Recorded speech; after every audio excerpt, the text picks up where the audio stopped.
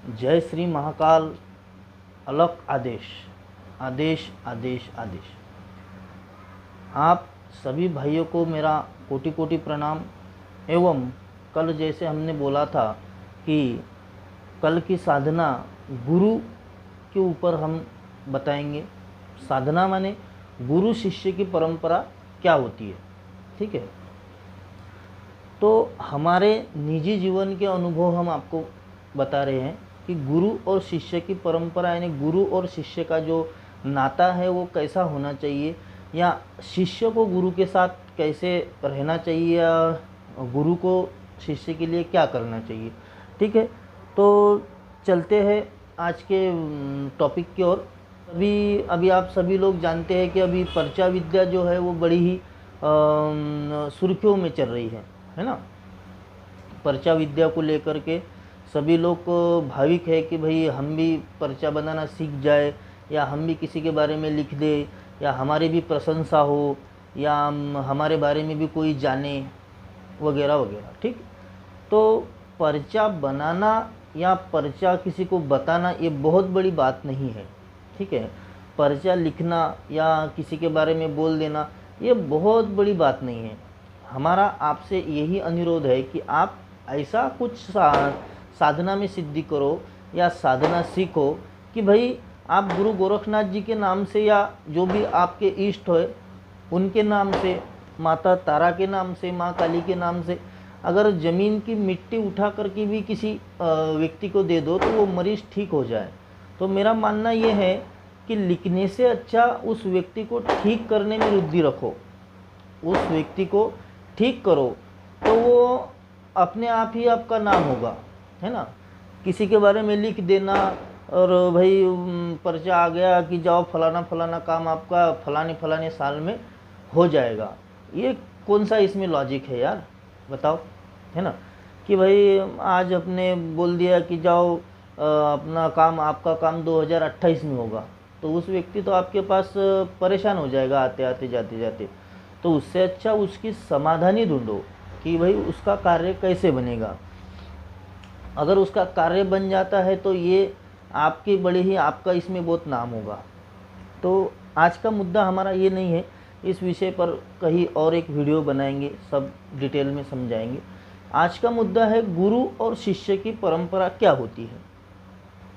तो गुरु और शिष्य का जो नाता है ये नाता एक पिता और पुत्र जैसा होना चाहिए, उसे ही गुरु शिष्य परंपरा कह सकते हैं।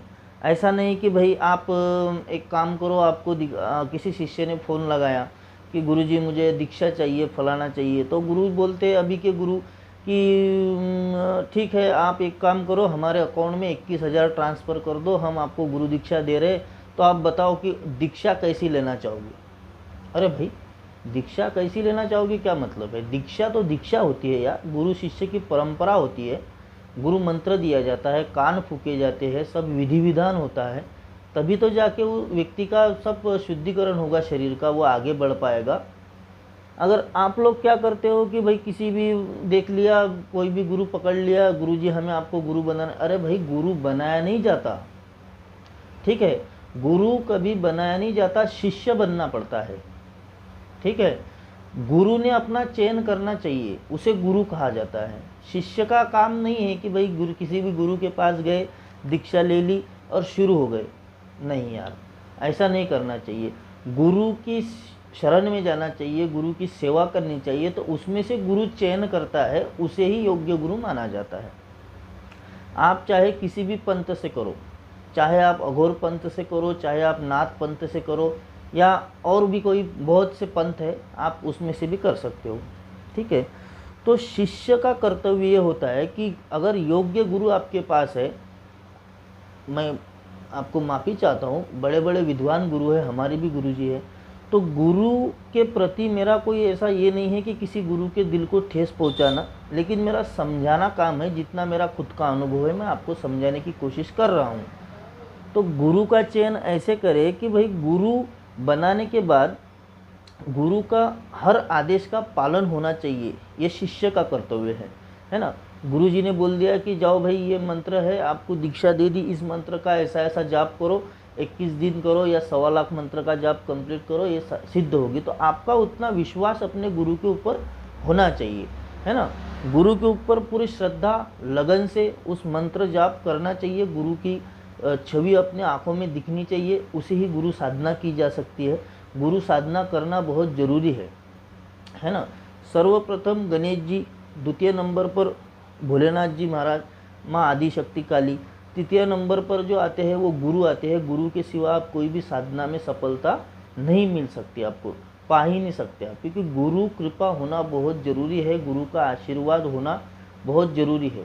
तभी आप आगे बढ़ पाओगे, तभी आप कुछ जीवन में कर पाओगे। अभी क्या है कि जो नहीं तो गुरु बन गया है ना, गुरु गद्दी लगा के बैठ गए हैं, ऐसा नहीं होता यार। गुरु वो होता है जिसके पास पूर्णतः ज्ञान हो। हम भी गुरु नहीं है, हम नहीं बोलते कि हम किसी के गुरु है या कुछ है, ऐसा नहीं है।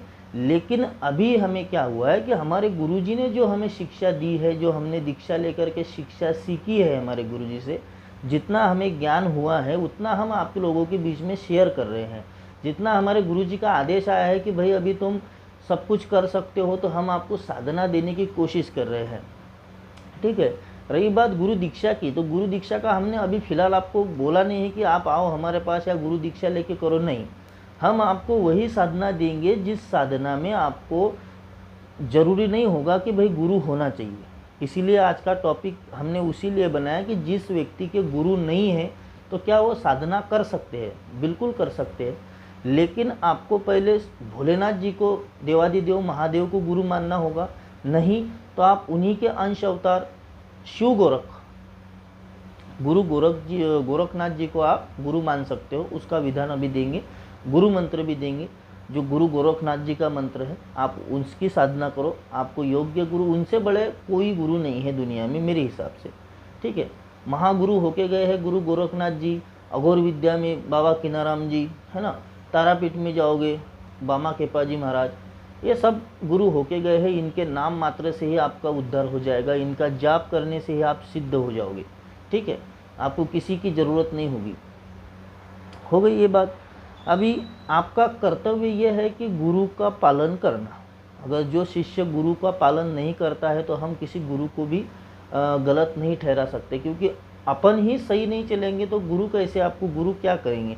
आपको गुरु के प्रति विश्वास होना बहुत ज़रूरी है। गुरु के विश्वास निष्ठा से आप जाप ताप जो भी तप करना हो, जप करना हो, हवन करना हो, ये सब करना चाहिए, तभी आपको कुछ साधना में सफलता मिल सकती है। अगर गुरु सही हो और शिष्य ही सही ना हो, गुरुजी ने गुरुजी का कर्तव्य कर दिया और शिष्य ने वो चीज़ नहीं मानकर कुछ नहीं किया, तो उसका कुछ नहीं हो सकता। जीवन भर भी वो व्यक्ति सफल हो नहीं सकता, हम लिख कर दे देंगे। और गुरु ऐसे होने चाहिए जीवन में इंसान के कि भाई हर राहों पर, हर रास्ते पर जब कोई शिष्य अटक जाता है तो गुरु का कर्तव्य है उसको सही रास्ते पे लेके आना। दलदल में डूबा है तो उसको एक बार निकाल के उसको सही रास्ते पे चला देना, ये गुरु का कर्तव्य होता है, ठीक है। गुरु एक सिद्ध पुरुष होना चाहिए कि गुरु के मुख से जो शब्द निकले, मंत्र निकले, जो अपने कान में उसका उच्चारण हो, तो वो मंत्र से ही अपने शरीर में ऊर्जा का समय ये होता है, आगमन होता है और शरीर का शुद्धिकरण होता है। ये हो गई गुरु परंपरा की बात। अभी हम आपको गुरु गोरखनाथ जी को या गुरु देवादिदेव श्री महादेव जी को, बाबा भोलेनाथ को, महाकाल को गुरु कैसे माने जाते हैं उसका हम आपको विधान देंगे। अगर आपको भोलेनाथ जी को गुरु मानना है तो आप भोलेनाथ जी को गुरु मान सकते हैं। उसकी विधान और ये विधान में सेम कोई फ़र्क नहीं रहेगा, सिर्फ भाव बदलेंगे, है ना। बाकी हम आपको जो हमारे पास लिखाना है हम अभी आपको उसकी विधि विधान दे देते हैं, मंत्र भी दे देंगे, आप उसका करो और निश्चित रूप से आपको इसमें सफलता मिलेगी। लेकिन आपको पूरे मन और भाव से करना होगा, तभी आपको मिलेगी। गुरु गोरखनाथ जी की गुरु मानने की आपको विधि बता रहे हैं, ठीक है। यही विधि आप भोलेनाथ जी को भी मान सकते हो, सिर्फ इसमें अंतर अपने भाव का होगा, ठीक है। बाकी तो अवतार एक ही है। गुरु गोरखनाथ जी भी शिव गोरख के ही अंश है और बाबा भोलेनाथ तो सबके देवादिदेव महादेव है ही। सर्वप्रथम पीला वस्त्र बिछाए, उसके ऊपर गुरु गोरखनाथ जी की एक अच्छी सी सुंदर सी तस्वीर को स्थापित करें। अमुक नाम, अमुक गोत्र, ठीक है, अमुक स्थान, अमुक क्षेत्र, अमुक कामना, ये चीज़ बोलनी है। जल हाथ में ले लेना है, जल में हाथ में लेकर के ये चीज़ें बोलनी है। उसके बाद उनके सामने हाथ जोड़ के एक विनंती करने की, हे प्रभु, हे गुरु गोरखनाथ, हे शिव जी के अंश अवतार शिव गोरख जी, अलख आदेश, अलख आदेश जरूर बोलना चाहिए, क्योंकि अलख और आदेश ये जो नाम है, अलख माने इष्ट देवता को याद करना, ठीक है।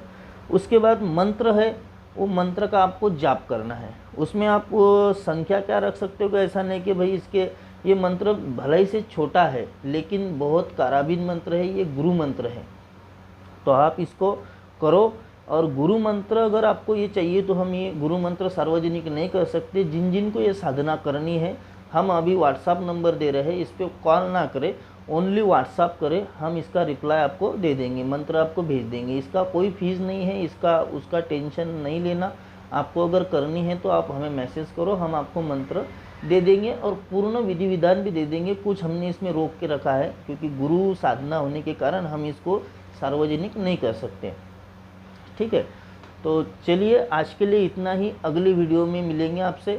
जय श्री महाकाल। अलख आदेश, आदेश, आदेश।